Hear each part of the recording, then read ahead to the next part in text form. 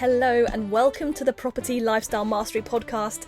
I'm Jackie Tomes, and on this show we are having open conversations about building a property business that ultimately creates cash flow and freedom. So we're talking about the highs and the lows and the lessons that myself and Dave have been through along the way to creating the holiday every 6 weeks lifestyle. And a lot of what you have to do to get that to happen is not necessarily what you think. So on the show we talk about everything: big picture strategy, maximising your potential, and right down to practical solutions. So today we're really talking about the personal management side and how you can make sure that you get the best out of yourself when it comes to building your business. And this week I'm joined by Simon Tandree and Simona Dvorackova, and these guys are incredibly powerful energy healers, craniosacral therapists, and Simona also works with breathwork, and Simon is also a Qigong practitioner as well. So coming from very different schools of thought and background to myself and Dave, but they have been so powerful in helping us to optimize and look after ourselves over the recent years, which has enabled us to get access to more freedom, more choice, and take our businesses to the next level. So they're very important people, huge wisdom, and coming from a very different energy and understanding. So you're going to absolutely love these guys. So without further ado, let's talk about, are you sabotaging your search for truth freedom, with Simon and Simona. Hello, Simon and Simona. Hi, Jackie. Good to see you. I'm so excited to be finally having this conversation. I feel like it's been many months in the planning, so it's thank you for taking the time. I'm so excited to everyone to hear your wisdom that we're going to be sharing today. And so just to give everyone who's listening context as to where this conversation has come from, you guys came to our retreat in Italy a few months ago, and you were a massive hit with all of the people that came, and really worked with so many of our key clients who are property investors, and all like Dave and I, who are trying to build property investments and going through the various challenges along the way. And you guys have come with your very different skill sets, particularly focused a lot around energy healing, and been making some amazing breakthroughs and insights with people as part of that. So this conversation is really to share some of those key takeaways and insights that you had from particularly focusing on working with those people who came to the retreat, who are a lot of people who listen to this podcast. So yeah, that's really where it's all come from. Tell us how the retreat was from your perspective, being thrown in with that group of people a few months ago. I feel like it used to be interviewed together, so it's who's first? You first. Well, we had a great time. I just want to say that to all the people listening, that it was a great retreat. It was such a good team that you gathered, and all the people that you bring in, all your clients, mentees, just fantastic. Really up for it, and that's not a given, right? In the field that you work in, it's not seen as normal necessarily to even talk about this, the energetic side or even the nervous system regulation side, that much, or that's becoming a little bit more common. So thank you, first of all, just getting us there. We had such a great time, and it wasn't just the work, it was just hanging out with you, with the team, with all your clients. Just generally it was amazing. And also to the fact it was in Italy and it was sunny and there was a pool, that helped. Yeah, that was all right as well. It's awesome. So maybe just before we dive into what your takeaways were from the retreat, tell us just a little bit about you guys and what you do. What did you come to the retreat to help people with? Well, so we both studied craniosacral therapy and also worked as tutors at the Craniosacral College in London for a few years. That's also how we met. So my background was in massage therapy. I was a massage therapist for over 20 years. So the body work, the touch, in my own intuition as well, of feeling into people's bodies, and as a highly sensitive person as well, feeling things in my body. So that's how I approach my sessions as well. So it was a combination of also observing people's breath, because I also train breathwork facilitators. So the whole combination of body work, craniosacral therapy, which deals with birth trauma, also as we are born, and also especially women that give birth. So dealing with that, which also the first breath that we take. So we can go into a conversation for hours about this because I'm very passionate about this. But it was mainly offering people a different way of dropping into their nervous system, so nervous system regulation, but also accessing deeper levels of relaxation that they might not have experienced before. So a lot of it is literally just stopping and being. And for me, I work more like a translator for their body of these are the messages from your body for people that are so busy that they can't hear their own body or that are so disconnected from their own bodies. So it was more like an affirmation or confirmation of what they might have been thinking or feeling at some stage. But now it's like, okay, it's right here. Like, okay, we got to face this. We got to deal with this. So yeah, for me, it's mainly deep levels of relaxation from where healing actually naturally happens. And that sensitivity thing, I think, is really key for both of us, that we were both just hypersensitive as kids, as growing up. And so you have to kind of learn a way to deal with that. All the information that we take on as human beings the whole time from our environment. And you've got to somehow make sense of that, digest that, and yet still operate in the world. And that, I think, has been, a tough road for both of us in some ways, but it's enabled us to be really good at, I've heard a term recently, body jumping, which basically I've heard that this the idea is that you can feel into someone else's body, and then I thought it was quite a nice way to describe it, body jumping. But essentially, yeah, sensing skills to feel what's going on with that person. Can I reflect that back? Look what's going on with you. Can you feel that? Okay, now we can change. Because if you can't feel it, you're not going to, that whole feel to heal. There's truth there. You can't, if you don't know what's going on, there's nowhere to change from, and that's a big theme. Oh, it's amazing. And I think like you guys together are just such a powerhouse. Obviously, you're a couple as well. And you're just an amazing bunch of people that Dave and I are very good friends with as well. And having you guys there at our retreat, which was obviously a business retreat, is the first and foremost of what we're actually doing there. And our theme this year was like working with your team, how to like collaborate and get the best out of the people that you work with. And having you guys there from this perspective was really looking at what some of the blockages that people have to being able to grow their business, because we all like generally, and you're talking about being like quite disembodied as business owners, we're so like much in our own heads and practical, and we're trying to always plan our way through problems, and actually not everyone can always see within themselves that really we are the problem, and the biggest blockage in the way is ourselves. And I think you guys have come at that problem from such a different angle and having it's just remarkable impact on people, which was really amazing to see. Thank you. It is a huge thing, isn't it, that we get reflected back in our lives what's going on, but most of the time we ignore that. We just say, oh, it's happening, let's say the business isn't flowing because of some technical issue, or this isn't, and somehow that self-sabotaging mechanism keeps on going, and we tend to ignore it, or we don't take ownership of it, essentially responsibility for our own stuff. And you need someone usually externally just to say, listen, just take a moment. Have you noticed that pattern's been probably running your whole life? And not only in your business is just one aspect of it, or your relationship, or your money flow, or the cash flow even. All of those things reflect back into your history and how you're playing out your unconscious patterning. Nowadays people are talking about that, thank God, and business people are talking about that. So it's not like we're unicorns in this, but it's a pleasure for us to be bringing that into the circles that you move in, because we're all in this together, whether you're in business or healing or sport or music. My background is in music, sort of a high performing musician. There's the same issues there as it is in, as flipping properties. It's not that different. So yeah, and that's lovely because we have common ground there. And what was great about the retreat is people, or your people, allowed that to arise, that we had common ground and people felt safe enough to do that. And we had, you saw what people went through, amazing stuff, which I'm sure they didn't even dream to be possible before they came. And we were dealing with kind of slightly out there stuff, the way we were working with people. And and then they saw that, energy's energy, we've all got it. It's not such a big deal once you tap into that. And if you clear that, then your decisions are based on something which is freedom, not on your history. We tend to just run our lives from our history. Yeah, and somehow also marrying, I was just thinking as you were talking, the marrying of business and healing as well.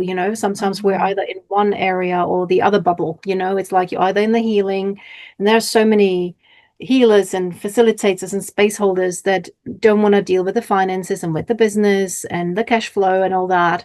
So it's also really beautiful to get together, like really bridging the business world. There, for example, so many people with breath work are going into corporate world as well and teaching people how to breathe correctly. So even that, I think both of us got really inspired as well of how you guys, you and Dave, and also the participants, how focused they were, how motivated they were, the setting of the goals and following through, and how you mentor them as well to get to where they want to be. That was really just being around that energy as well was really like activating and inspiring as well for us, like, oh, what's the next step, what are we doing next, how we, in my head as well, like how can I actually plan more in advance and set bigger goals. And I mean, the sessions, we were allowed to go to your sessions, which was such a bonus, so we weren't there just doing treatments, but actually for you to include us and going to all these incredible sessions that you were guiding and Dave was guiding, and the guest speakers that you had there as well about human design and teams, and it was just incredible. So I think we both felt very fortunate to be there on a personal level but also professional level. It's all about really change. interesting. Yeah, it is. But I think so. I was just going to say it's interesting, like, it's that balance between the two, right? Because I think it's almost like the extreme that I'm talking about, like business owners, we're driven, we're doing stuff, we're in our head, we're just like the energy of going. And then it's almost like the opposite is the more like what you're saying, not wanting to be involved with the business, kind of wanting maybe to go more with the flow and not really wanting to get all in that like commercial kind of environment. And I think that is what's really amazing about, well, the collective that we had between ourselves as those of us running the retreat. It's like I feel that there was just such a lovely balance, and I think you guys balance. You were just saying before this podcast, like, gosh, you need to have your coffee to like match my energy, but I also need your, like, you guys are much more, have like a much more calming energy, and we need to be able to move through both all of those different states to be able to get the best out of our lives, right? That's what it comes down to. It's like, how do we live the best life we can? And you get the healers and that type of person that tends, as Simona says, not to be able to structure their lives, tend to be an overwhelm in a different way. Then you get the business people. And I think what's amazing with business people is you have really clear aims. And when you have really clear aims, the blocks are much clearer because you're not able to achieve that. And so the highlight nature of that is you either take that on board or you keep on banging your head against the same block and you don't get anywhere, right? So there's a massive invitation and realization, I think, in the corporate world as a whole now. Well, actually, if you want to optimize what you're doing, you have to go in because outside is just a reflection of inside. And that's, a lot of top people there, whether coaches or in any kind of field in the business, are taking that and running with it, which is great. So yeah, the world's changing, and that there's two kind of could be disparate like ends of the spectrum are really coming in, and I think it's super exciting the next decade of what's going to happen. So many levels. Let's not even start talking about AI. Yeah. Don't talk about AI. AI is going to be doing my job in a year's time, and then you do it, and it can't even do one basic little function for you. So yeah, I'm not too worried about that quite yet. But yeah, so I guess for me it was really you made such a good point there about the clarity of a goal and going after it, and then where you start to hit up against the same problems really over and over again, because ultimately you keep showing up no matter which version of life you try and attack. So, and I think that for me is like why that retreat happens, is why you are there working with our clients, is because we are so clear on goals. Like strategy has always been what I've been great at, getting people to be clear on their goals and going for it and making a plan. And I guess my frustration of watching people bash their head against a wall because they can't do it, even though I have told them exactly how to do it, doesn't mean that you can. And that's why trying lots of different things and working with amazing people like yourselves as like by way of looking at the problem from a different angle. So what sort of observations do you have on the problems that people are facing in our group, and what's your perspective on that?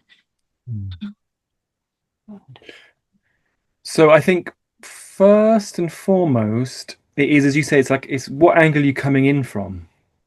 So whether that's RTT, human design, generic healing work through the body, there are different kind of windows in. So you have the external, you have, okay, I have this issue. Let's say I'm not getting as many, I don't know, let's say I'm not making as much money in my business as I'd like to. So you can either look at it as a structural thing or a strategic thing. Well, change this and change this. But then, as you say, you take yourself into that. So your unconscious patterns are still going to be playing out in all your decisions. So then Simona and myself come, and we do work a little bit differently. But I guess let's say our superpower, our gifts, is that then we just spot it from a completely different place. So let's say with your clients, there are some common themes. Self-worth stuff obviously comes in. Just the inability to stop before you act and actually just take stock of what's going on internally is a huge thing. It's such a simple solution, but actually very few of us do that because we're so hijacked by the need to accomplish or the fear of stopping and actually realizing that we're not really doing what we're supposed to be doing or even want to do. And there's that the foundational thing. Well, if I actually listen to what's going on, then my life is going to change. That's what it comes down to. And that's really frightening. So a lot of it is facing just these fears. And so we come in and say, well, let's just take a breath for a moment. And then we can feel in their bodies what I call just tension patterns in different areas of the bodies, and then help people to tap into that. And then we can change that in different ways, whether through breath or the Qigong or the Kundalini release. That's then, bespoke for the person, but essentially it's that thing of noticing where you're holding in your body because of some fear of whether that's failure, not being enough, being judged, compared to all those kind of things that we do to ourselves. And of course, we're fear from the outside. And then we make decisions that don't threaten that status quo inside. We take the easy way, which is repetition, which of course comes with the same outcome, which means you don't actually do what you're trying to do, right? Which is funny. It's funny when we're saying it, but we all do it. I think about it all the time, I don't know if you want to add anything. Yeah, just that which space are we making the decision from? Is it from that either we're reacting or we're responding? So the reaction is more from hijacked nervous system. It's fight or flight or freeze. What do I do? I've been doing this for years, so I'm just going to do the same thing, like push through instead of, like Simon says, taking that moment, taking a breath, dropping more into the relaxed state, the parasympathetic nervous system, and then actually giving yourself that moment of which space am I deciding from? Is that really my gut feeling? Is it really my heart? Is it really the best resolution in this moment?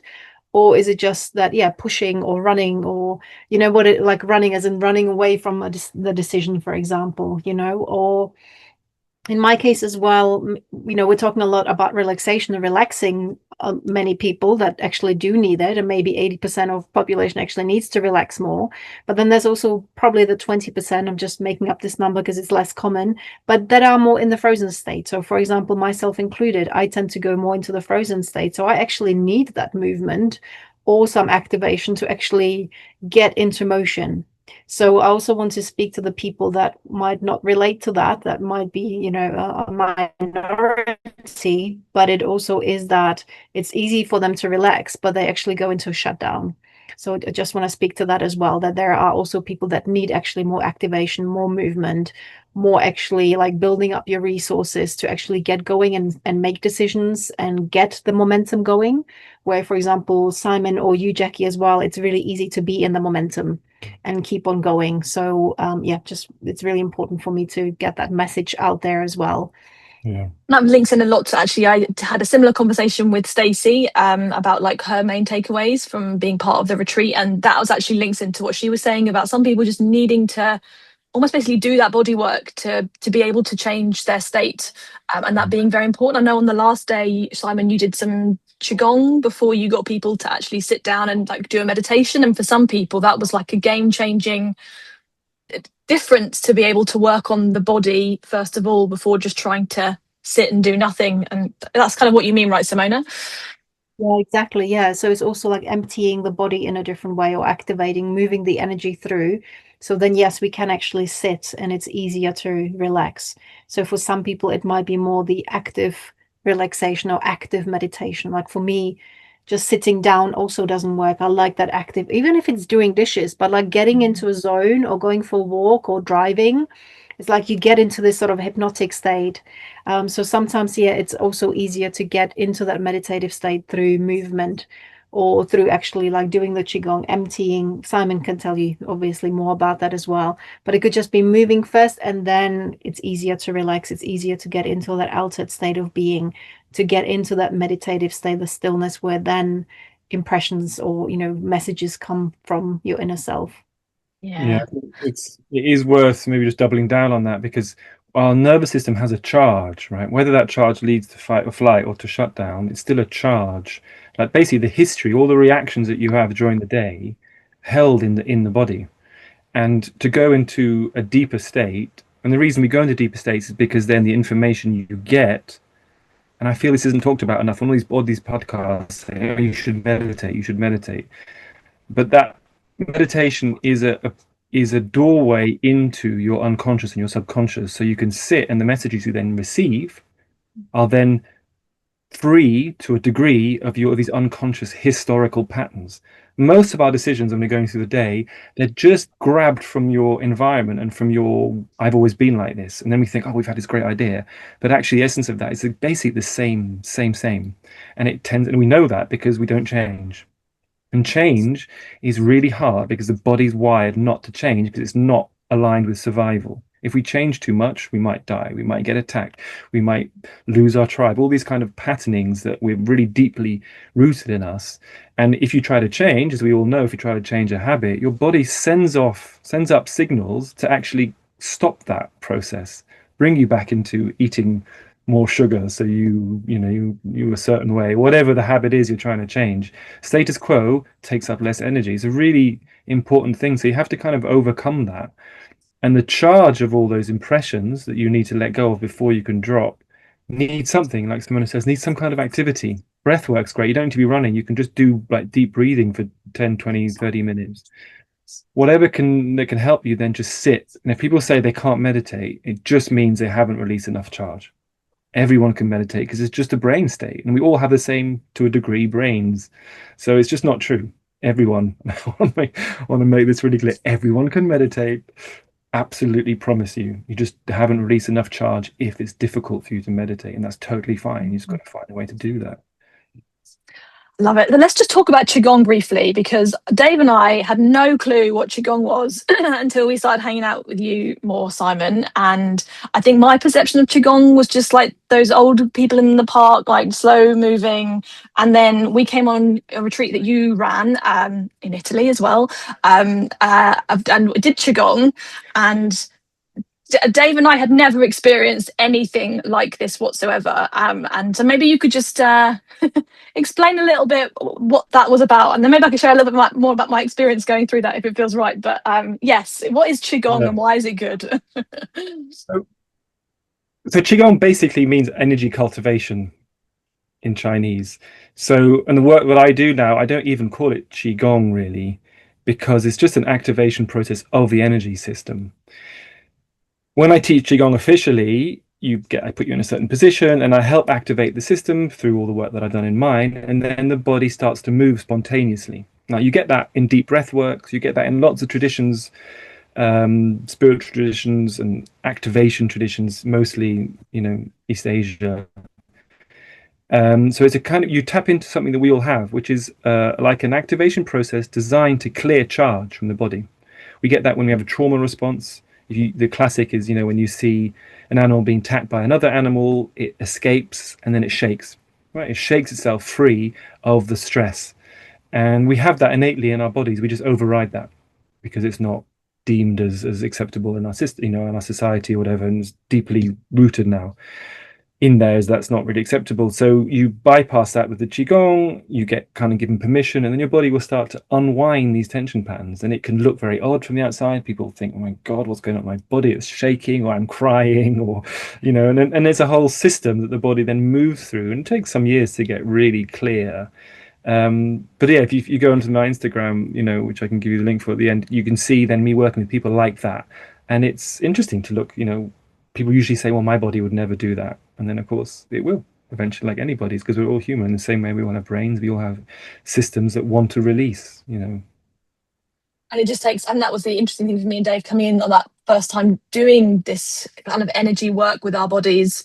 we've been around a lot of people who've done a lot of it, and me and Dave hadn't done any of it. And so everyone's like spontaneously moving around, making crazy sounds. And me and Dave were just standing there like nothing's happening. But that's like where it has to start, right? Because you're kind of like basically holding so tight, and you have to then start to allow that to unravel. And yeah, then now Dave and I can see where other people in that same place that we were in a couple of years ago like that, and it's just a process, I suppose.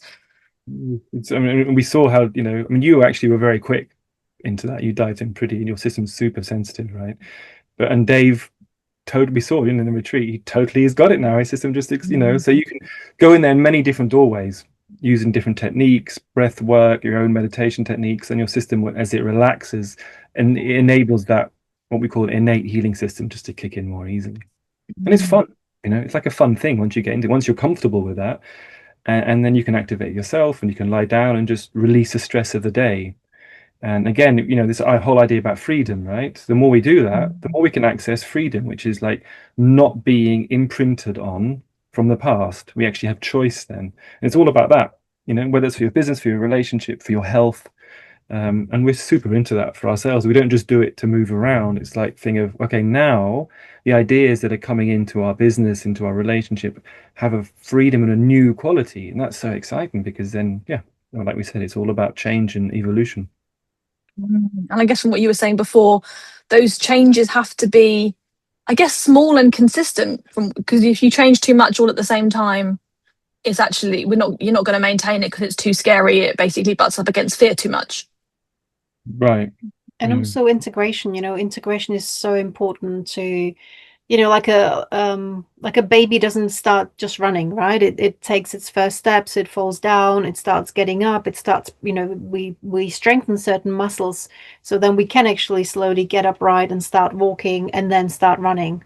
So with, I guess, shedding all these layers, it's very similar, because if we just go from 0 to 100 very fast, our nervous system takes time to rewire. Our brain needs to rewire as well. So it just needs like step by step. And sometimes we have these leaps, but then we also need that time to integrate, because everything is in constant motion of expansion or contraction, whether it's our heart, whether it's our lungs, whether it's our life, our finances. It's too much too fast. That's actually what usually trauma is, right? That's the description of trauma, is too much too fast, and our bodies weren't able to handle it.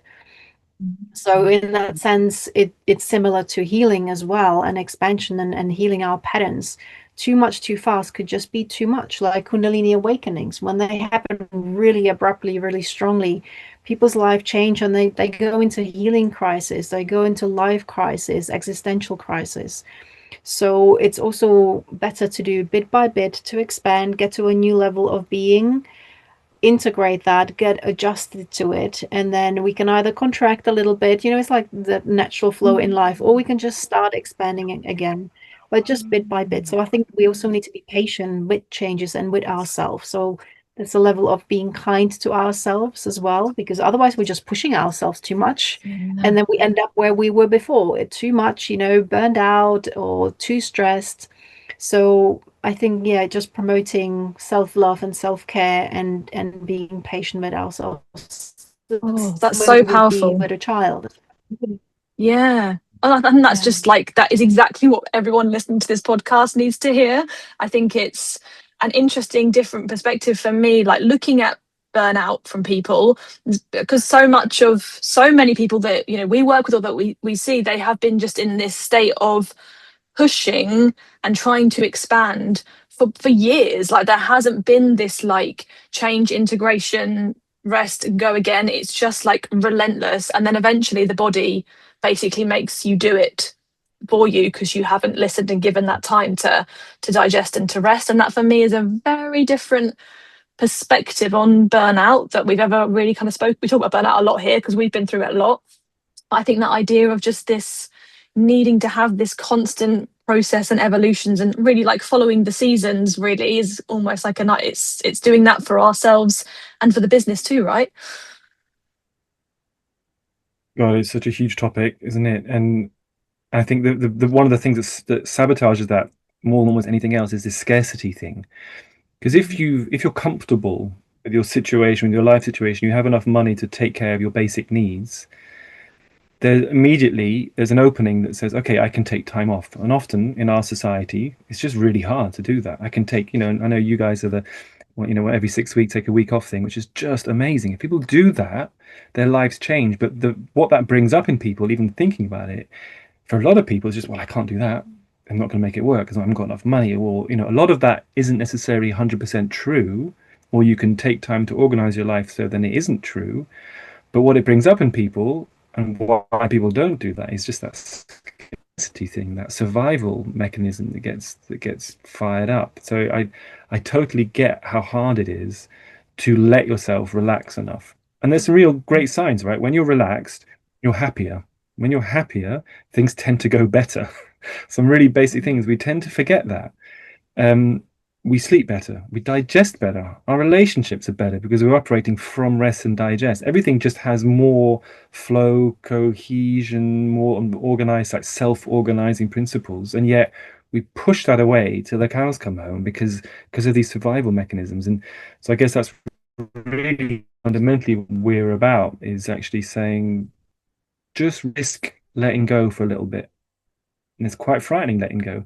If you can do that a bit, watch what happens. Watch what happens to how you feel about your business. Most people don't even really love what they're doing because they're too locked into like achieving or completion or whatever that is, end goal area oriented. And that's okay. But taking a little bit of time off, and this goes for in any business, healing business as well. Do you know how many people have burnt out, in the healing business? It's just as common as in business. And I'm going to actually say what I see in you and myself as well. Actually, when we do take that quality time off, I can see you're like, oh, I got to jot down this idea. So there's so much creativity and so many ideas that actually come from just sitting down and resting. Or like yesterday, we treated ourselves to a half a day spa day and just sitting there, and it's like, oh, this idea just came up, and it's so much clearer and so much richer actually than being on the go and not stopping. I don't get as many ideas or inspirations when I'm on the go or when I'm stressed or too busy. So even that is like counterproductive because people think you have to keep on pushing to get more, but actually it's that stopping that allows for the creativity, for connection, for love, like even sexual energy as well, which is creative energy. For that to arise, actually that happens through relaxation, not from stress and pushing. So just another maybe concept that we need to relax for natural flow to actually happen, not forcing it. Yes. And that's actually, I think, an interesting angle on running retreats, I think, particularly business retreats, because people feel that that's a worthy thing to spend their time doing, like they're doing something. But actually, a lot of the retreat that we were running, it is about really like restorative time, but people don't normally feel worthwhile to do that. Like it's almost like it had to have a good reason. It's almost like dressed up as something else that gives them the permission to go and do it. And then I think that gets amplified with having sessions with yourselves, because I know I was in I wasn't in a great state going into the retreat, and I had an amazing session with you, Simona, where you just really helped me to just rest. Like I was really stuck in I don't know, like overwhelm. I wasn't sleeping very well, and you just helped me to just like chill and switch off and actually properly rest. And then suddenly everything feels so much easier. Like, why is it so hard to do that for ourselves? Well, we are hardwired for co-regulation partly. We need human contact in order to relax deeply. It's just part of our makeup.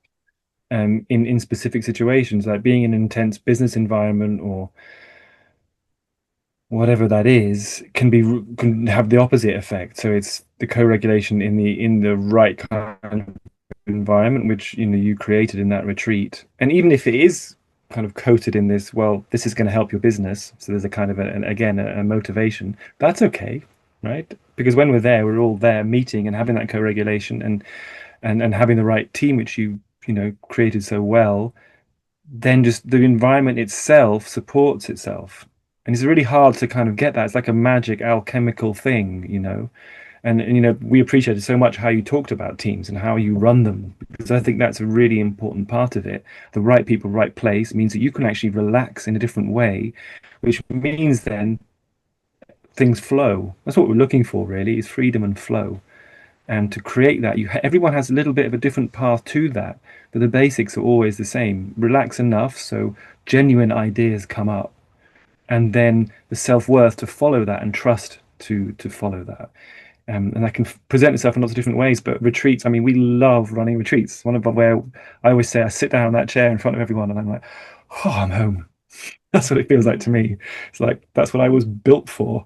And because partly because you see people letting go, and you get from this slightly kind of barriered version of each other to this, like, everybody opens up, and then suddenly people just they're nicer with each other. They feel better, everyone else feels better, and it becomes this virtuous cycle of just like upping their game in really natural ways.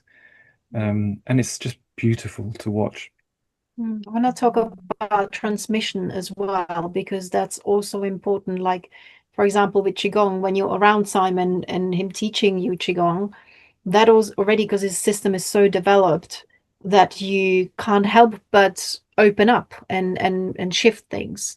So I want to also say that the sessions that we do with people, it's also because we have done so many sessions on ourselves, receiving and giving. So our systems are fine-tuned in a particular way as well.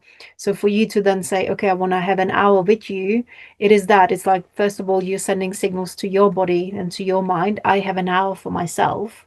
So that already is like you create that space and you already have that intention of going to relax. And then also being in the presence of whoever you have the session with, whatever, like Simon mentioned, RTT or human design reading or the Qigong session, or even, an hour of your time, Jackie, as well. Like, people get your transmission, they get your skill set, what you have worked on and through, in your life as well. So it's also the expertise and the gifts that you have. So it's particularly for me as well, it's that relaxation, dropping into a deeper space. That's what I have to do when I give sessions. I drop into a different space, so then I can hold space from that deeper space as well. And then it's easier for people to drop as well. So part of that relaxation is, or part of the treatment and achieving a difference is actually me relaxing myself. So that's why, like Simon talks about, that coming home in retreats or in sessions, that just feels like I align to something different and then we can align together. So it's also like a co-regulation or co-healing as well, because we come out of sessions feeling so much better as well, right? Because it's a frequency, it's an honor as well to hold space for someone and be in their presence and help them through their blocks and through their restrictions. And it's always humbling doing sessions and running retreats as well.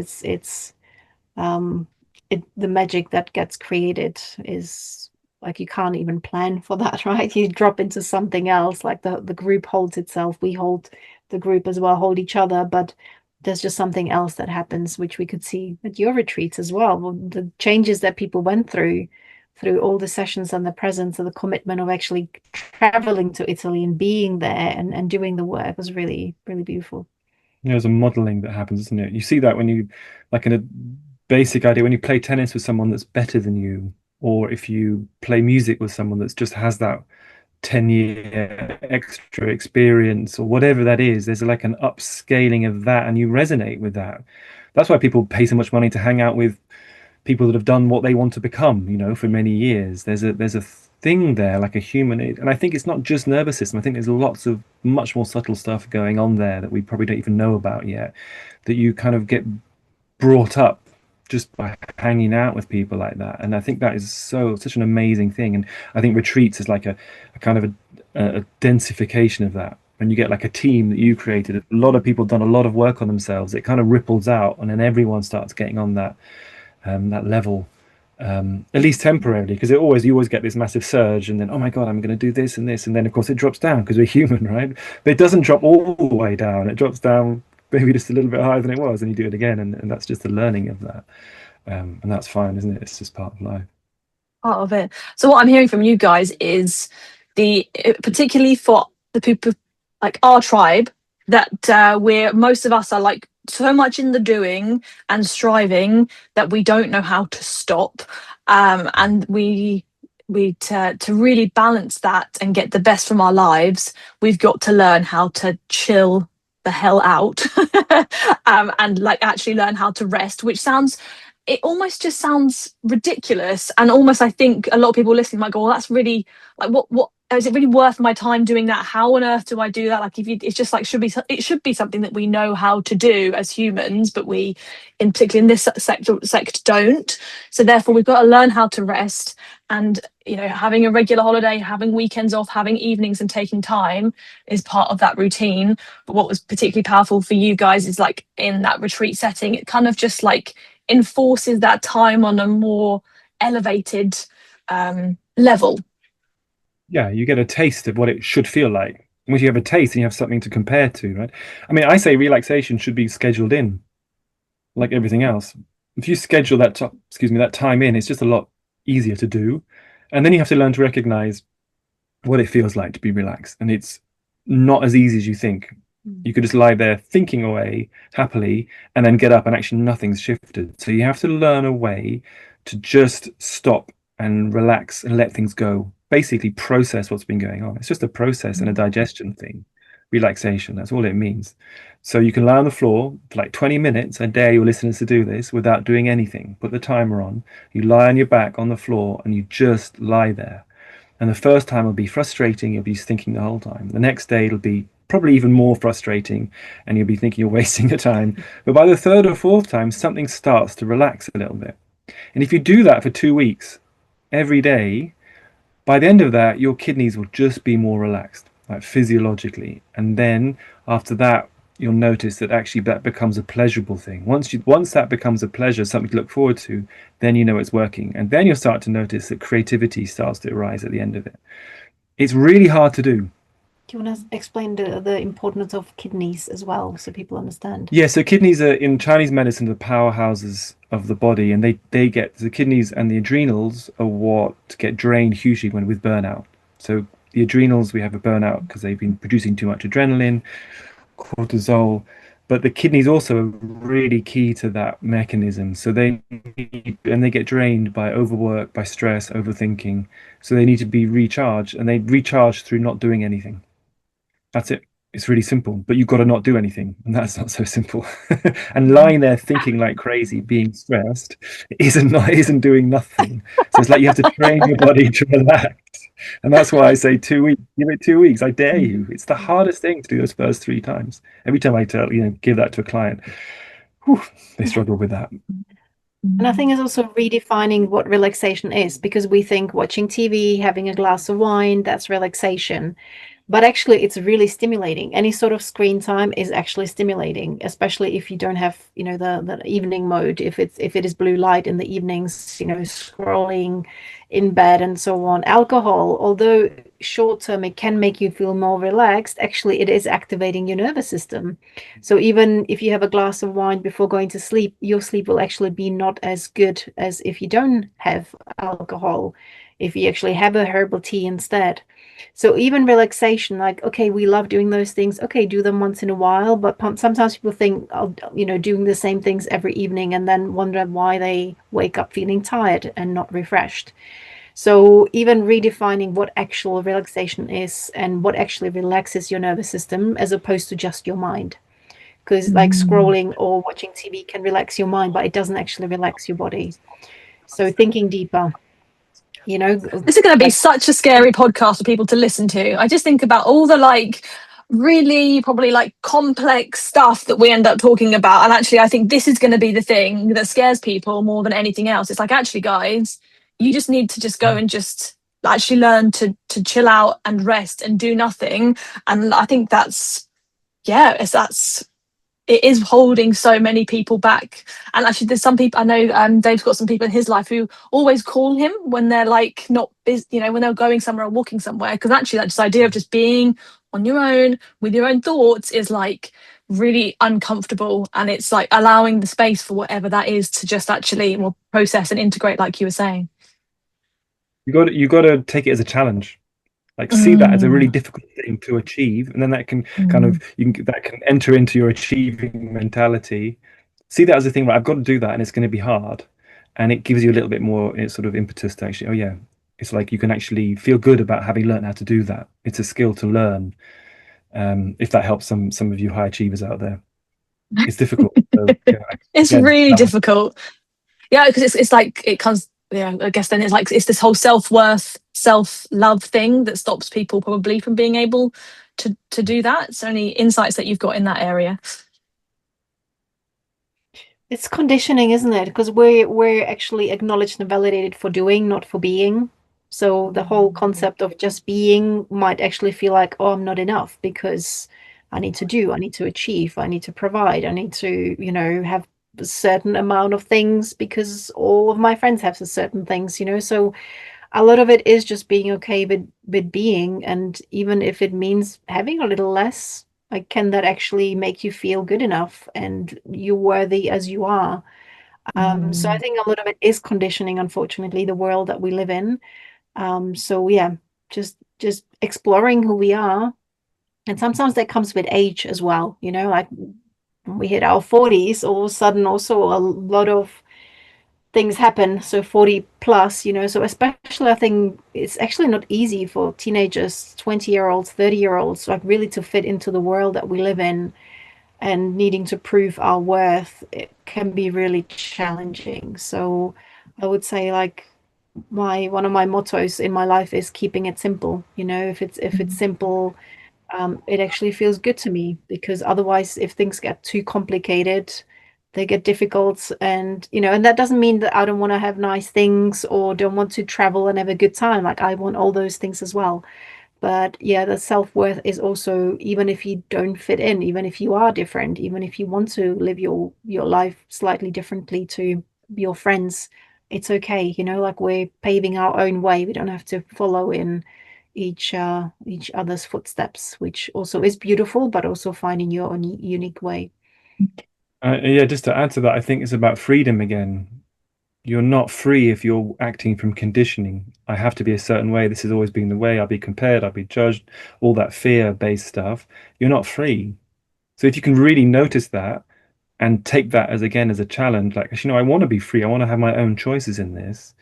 That can start a process. And the self-love and being tender to yourself actually is already innately in us again. We get born with that. It's not something we need to develop. We have to change everything else that stops that for that just to come out. And again, relaxation is kind of quite similar to self-love. When you're really relaxed, you tend to be a lot more satisfied with how you are. If you're stressed, the self-criticism is much stronger. And if you watch that mechanism and get really familiar with that, that can be another doorway into, oh yeah, I'm not nice to myself when I'm stressed. Isn't that interesting? I'm a lot nice to myself without trying when I'm relaxed. Oh, and you kind of start putting things together. And like, oh yeah, well, maybe if I'm a bit more relaxed more often, I'll just be nicer to myself generally. And then, again, for me, it's these tension patterns. That's what conditioning is. Like, this is how you should be. And then yourself, you kind of tense up in that because maybe for you, that's not true. But you conform. Again, that's not freedom if you're conforming. So I love how you guys talk about freedom in these three different ways. For me too, it really is.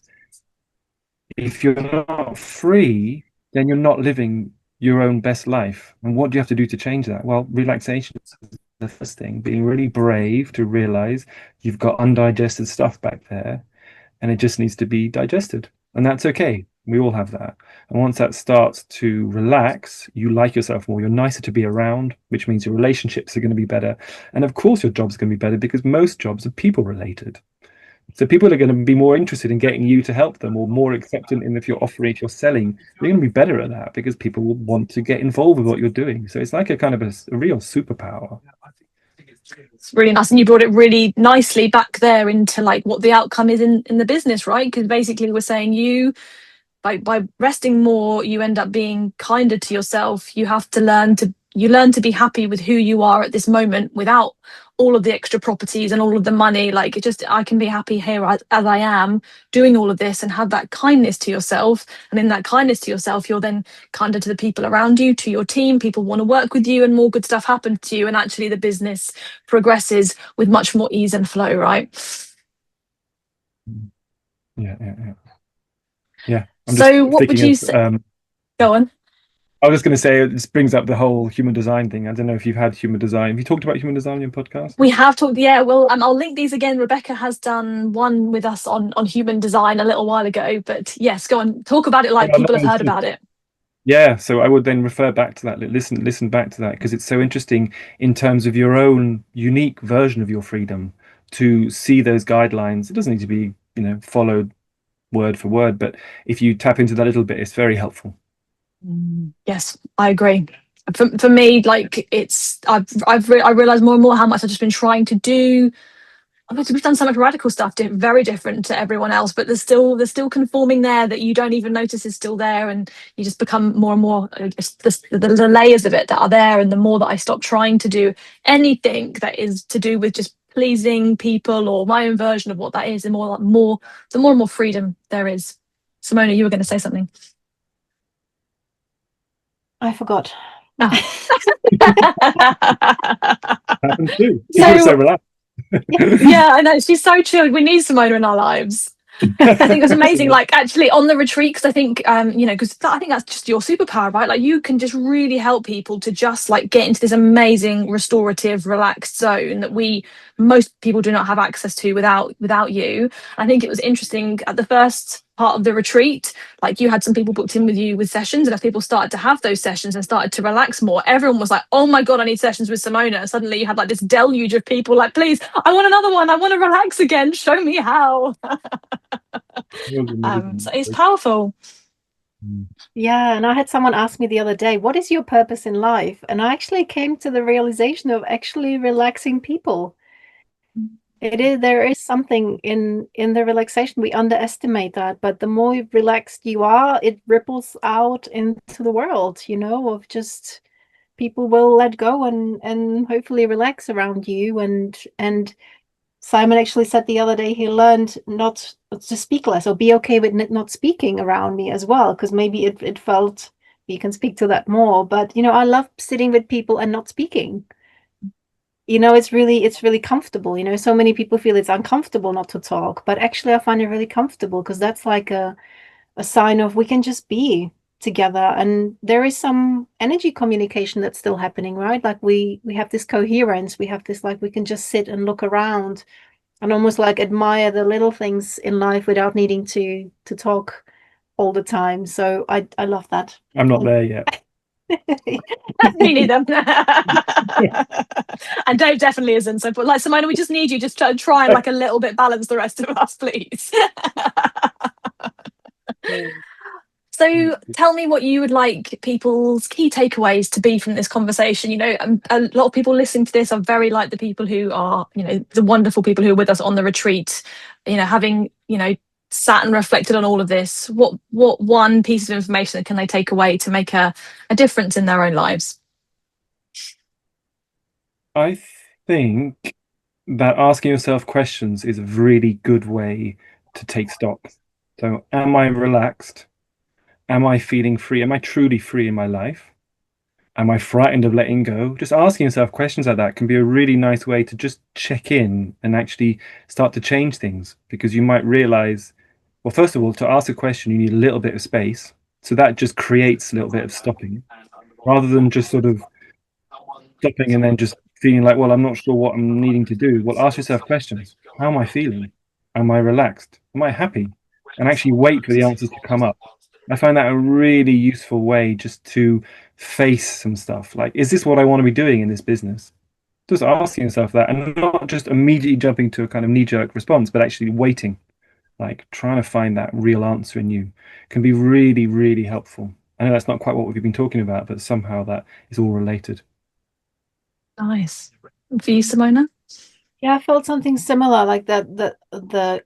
For me, it's almost like going a little bit more internally as well, because there's so much focus on the external, and it's beautiful to look after your environment and people and so on, but also that, like, going internally as well. And like you said, like, how am I feeling is so crucial, because it's almost like we're scared to drop into ourselves and into our presence. And sometimes it is like opening a can of worms. It is. Because once we start focusing on ourselves and questioning how we're feeling, how we're actually truly doing, how is my nervous system doing?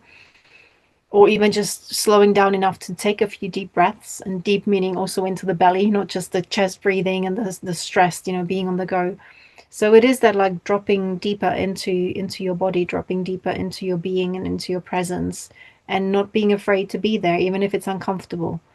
So even sitting with the discomfort or sitting with the pain that comes up, or it might just feel quite foreign at first to just be and being present with ourselves. But the more we do that, then we can be present with others on a very different level as well. So I would say, actually, in my life, overall presence is the key. Like sometimes even if I'm with a client and my mind's going, oh, what's the next question to ask, or what's the next thing to do, actually just dropping into presence and being present with them shifts things. So even that thing about thinking that we're doing something or we need to do something to achieve something, it's actually that being. And I know it might be like a strange concept, but actually that being with myself, being with you, being with the world around me as well, and something else happens. It's almost like allowing some space for something else to happen that is outside of our control. There's a lot that we want to control, right? So almost like, okay, things will unfold if I just stop for a moment. What will happen if I stop for a moment? What will happen if I just take a nice few deep breaths? And everything can happen in a moment. Things can really shift, like really a change of perspective from quieting down your mind and your body. Oh, I just love those guys. I was having a bit of a tough day when we recorded this conversation, and I just felt so much like calmer and more at peace off the back of it. So thank you so much to both of those two for all that they do. If you haven't already listened to Simon's episode that was recorded as part of season 1, you can flick on back and that is episode 56 if you just want to get a bit more from him. If you want to connect with Simon and Simona off the back of this episode, you can find them at embodiedstillness.com and empoweredbreath.co.uk, and also their Instagram handles are in the show notes as well. Incredible what these guys can do, and you've really only heard the tip of the iceberg from this conversation, so I highly recommend reaching out to these guys to just get that support that we really desperately need going through what we put ourselves through when investing in property. So thank you so much to Simon and Simona. This time next week, you'll be joined by myself and Dave for the penultimate episode of season 2, and we are talking about how to make sure you don't abdicate when you delegate. So coming back to some very practical day-to-day business perspectives. So you're going to love it. Until then, have a fab week ahead.